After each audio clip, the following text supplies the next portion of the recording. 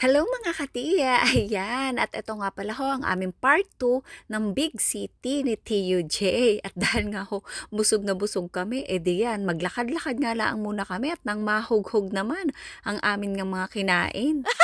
Ayan, at dito muna kami nagpunta sa may Paul and Bear. Titingin-tingin nga lang daw po muna kami. Ay talagang winter na ngayon, puro jacket na nga ang mga nandito Talaga naman kaya pala medyo nararamdaman ko na nga ang lamig. Ay parang siya lang, nanlamig na din. Ayan, ang ganda noon, sobrang lambot. Kaya talaga namang hinaplos ko pa at inano ko pa sa aking mukha. Ayan, at sabi nga ni Tio J, ayan, magsha-shopping na ho ang ating katiya. Ay ano gang hinahabol niya dito? Ang tanong ko, sino? Sabi niya, pwede gang ano na laang. Talaga namang sino daw agad ako ang hinahabol. Ay kayo ba? Naghahabol din ka kayo? Ayan.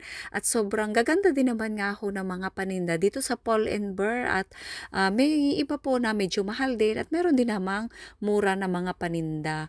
Pero hindi nga ho ako bibili diyan. Sabi ko nga kadami naman wala naman akong mapili.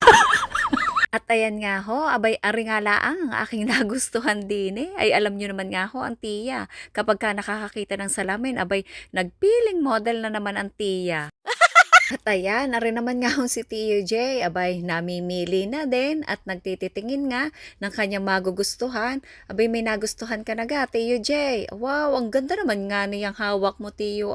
Magkano gayaan? Ko, ay tamang-tama nga daw sa winter at talaga namang siya din nga ho ay nilalamig din. Ayan. Pero yan ho ay pakending-kending diyan at gawa nga ho nang nakakarinig ng tugtog. Sabi ko, Tio, turuan mo na nga ako ng ating eco-content mamaya. Sabi niya, sige mamaya at kami nga daw ay magpa-practice doon sa labas. Kapag ka walang tao, kaya nga ho siya dyan, ay patingin-tingin nga at nahihiya din.